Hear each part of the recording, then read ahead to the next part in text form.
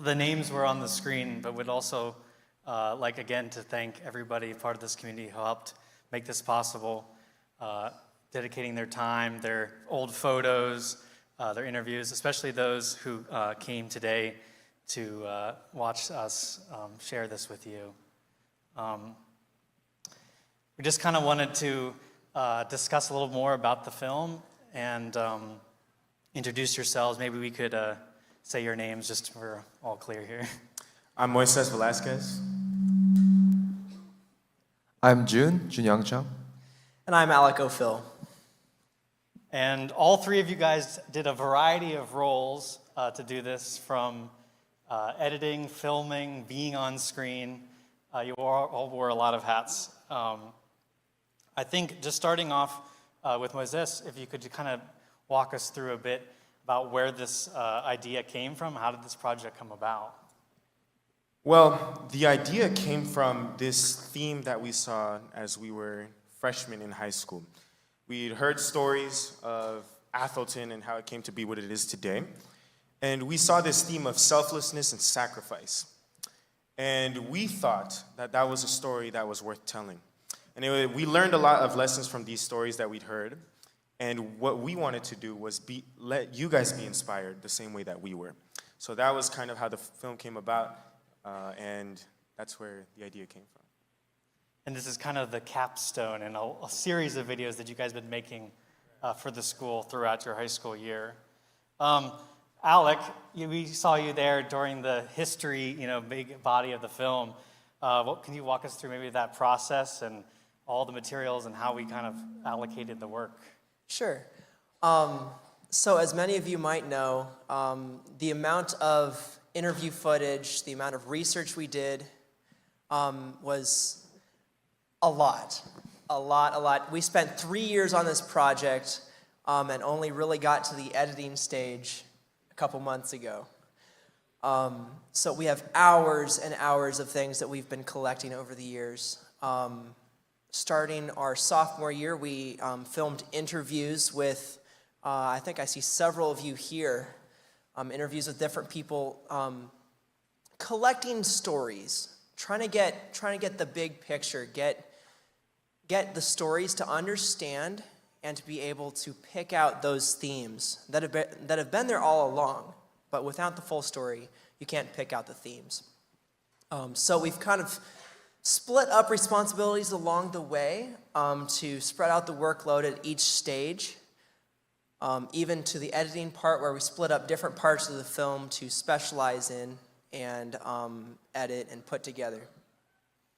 And I just want to point out that this was a passion project, right? Yes. This was not for a class. Right?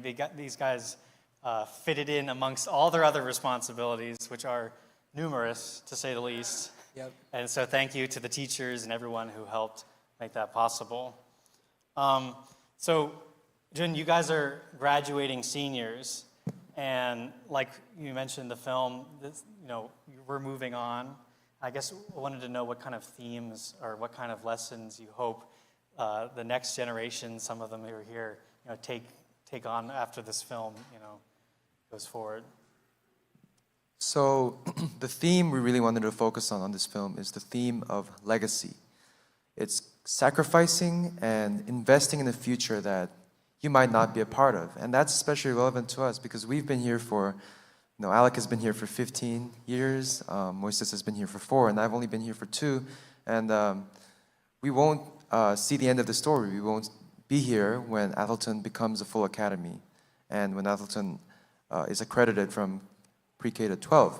But there's something valuable in that we all contributed something towards making that a reality through this film and through other ways as well. And we wanted to tell the theme of legacy so that this film can be relatable to a wider audience. But for this church and for this school, Atholton is a ministry. This is a story about ministry. And I think there's something really valuable to say about ministry and legacy. When we look at so many different people in the Bible, like Jesus or Paul, they didn't fully finish their work before departing. Jesus, before he went to heaven, left the task of spreading his gospel to his disciples. And although Paul never completed his fourth and final mission, the people behind him continue to carry his legacy and his mantle, and we do also today. And we are just a small piece in God's plan or God's story for this world, but God has given us immense purpose and immense responsibility to do ministry, to share his gospel, and to live like he did on this earth. And that's really what I want to say, is that although we are just a small part in the community, in the ministry, we can all leave a legacy. We can all make an impact for future generations, and we can work so that the work we do today can further God's mission in the future, and also can continue to benefit this community, so that our actions can continue to resonate towards the future. I want to thank you guys. Maybe give you one more round of applause for these students. Thank you.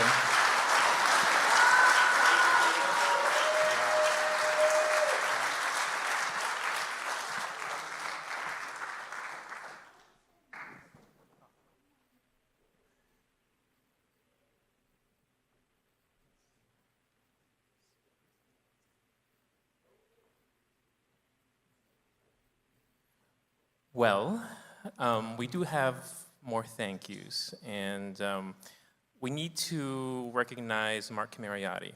And Mark mentioned he came in 5th grade, and I do vividly remember you and some of your first films as well. I could see your progression. And his story is part of Atholton's stories he's contributed. In fact, these guys have the passion for the film, but Mark had the skill. And Mark was willing to come and take their passion and create something bigger and better than they probably could have imagined. And by the way, there are, as Alec mentioned, I don't think the story is finished yet in terms of footage and film, because there are lots of things that they have. They just couldn't fit everything in. So I think for our future students who are interested in media, there can be things that can be done. But we would like to recognize Mark. Mark, for being an alumnus. For the first time ever, we will have an Alumni Award.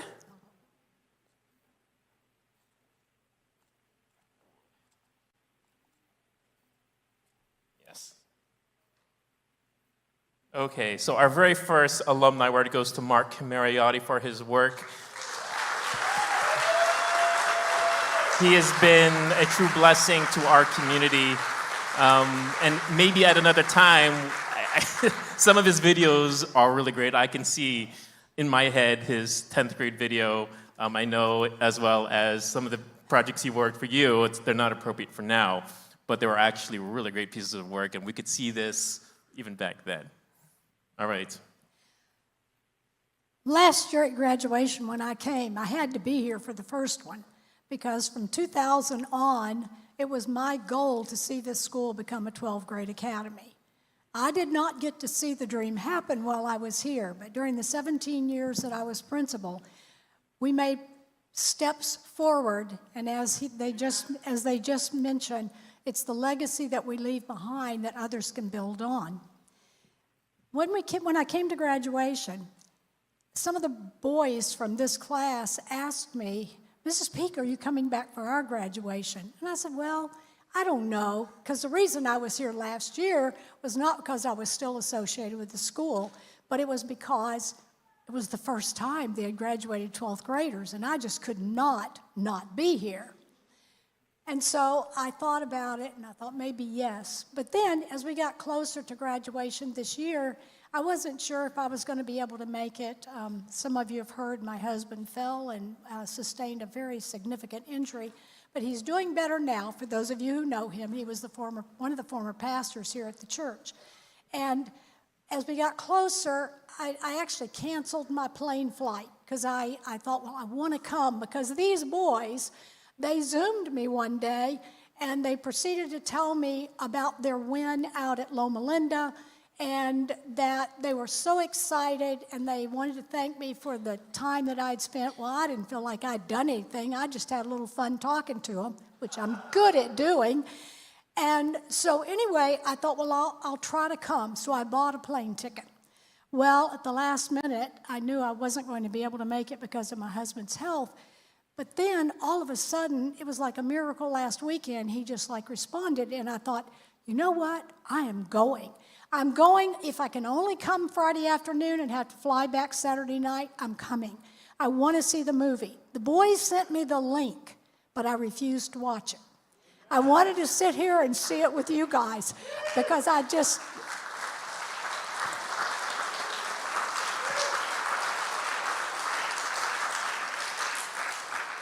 knew this would be fun, okay?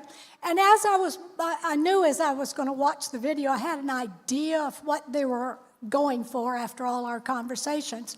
But I thought, you know, it reminded me of what we did before when we had another $1 million project. In fact, it ended up being $1.4 million that we had to pay off, besides the $1 million I think they'd already paid before. And so I thought, you know, I just want to do something maybe that I can encourage them to let them know. I saw, by the way, some of the little snippets that have been shown in church, I knew nothing about it. But I would get a phone call or an email from Linda Elliott or from Ingrid Lemon, and they would say, well, we sure enjoyed having you in church today. And I said, oh, yeah? How did that happen? And they would send me the link, and I'd go on the YouTube and watch the little presentation they did. And then as the boys proceeded on their project, a couple of times the seniors, who are now the seniors, they came through, and because my house is within a mile of the highway that goes from here to Collegedale, Southern Adventist University, they would go practically right by my house. And when I heard that they were going by my house, I would tell Mrs. V, I would say, you gotta stop. I'll fix you supper, whatever you want. Just come and stop. So I've tried to maintain contact with Atholton over the last 7 years since I left. And when, as they would come through, and I would think about that, and they would tell me about the little projects. Like you had one a while back, I can never remember the name of it, but it's where you were asking people to give up stuff and turn the money in. And I just remember how much fun I had because I called Mrs. V when I found out they were coming through for college days, and I said, please, oh my. Oh, well, maybe the Lord will rain a little money down too. Okay. But anyway, when I heard they were coming through, I had listened to the little YouTube video from a couple of weeks before or something, and Alec had given an appeal at church on the little video, encouraging people to give up something, whether it was a coffee from Starbucks or whatever it was, and turn that money in. And so I thought, hey, that sounds like so much fun. You know, they said I was a project person. I am. So I said, that's so much fun. I want to do it too. So I began to think, what could I do? Well, I thought of a good story. So they were going to come by and they were going to film it. And I had 2 gift cards that somebody had given me when I was principal here at Atholton. And I had heard that these gift cards no longer disappear. They don't just take your money away when you don't spend them. So I thought, well, last year for graduation, I needed a dress. So I took these gift cards, went to Penny's, and was going to buy the dress, and they said, sorry, these cards aren't any good. And I said, oh, okay, I need the dress. I'll buy the dress. She said, oh, no. Go up to customer service. They'll give you 2 new cards. I said, okay. So I went up, and I got a dress and had $40 left over. And I thought, oh, my, that's what I'll do. I'll give them the money from my gift cards. Then I got to thinking about it, and the Lord impressed me. I can do more than that. I don't need to give them $40. But I got to have something I've given up or some way that I can make the money equal the project. So I got to thinking it all week, and then I thought of it. And when the boys came through, I said, okay, get your cameras out, get your stuff set up. I'm going to give you a story. And the story was, I decided that, well, long story short, I go to the gym every morning at 5 o'clock and swim, okay? That's why I'm skinny now. But anyway, I looked at pictures of me the other day, and boy, I was fat when I was here. Anyway, so I said, okay, when I went to the gym, when I retired, the first thing I did, short of buying my house, is I went to the gym and I said, I want a gym membership. I didn't care what it cost. I was going to get a gym membership and get myself in shape. And they said, okay, it's $42. I thought, whoa, that's a deal. That's half what I was paying over here at Lifetime. And so I got in there, and a few months later, I get this letter from my insurance company, and they said, oh, we're reducing your membership fee. It's only $21. And then I got to thinking, oh, that's great. Well, then a few months later, I get a letter, and it said, it's not going to cost you anything. You're getting old. I said, well, thanks, but I'll take it. So I figured out that at roughly $42 a month or whatever, I had just that year alone. Now, I didn't do it for the week or for the month. I said, no, let's go big. Let's do a year. I figured I had saved about $500. So when the boys came and took the film, I did my little story and reached behind me, and I handed them the $500 check. I wish you guys could have seen their faces. I wish I had the camera and took the picture of them, because they weren't expecting that.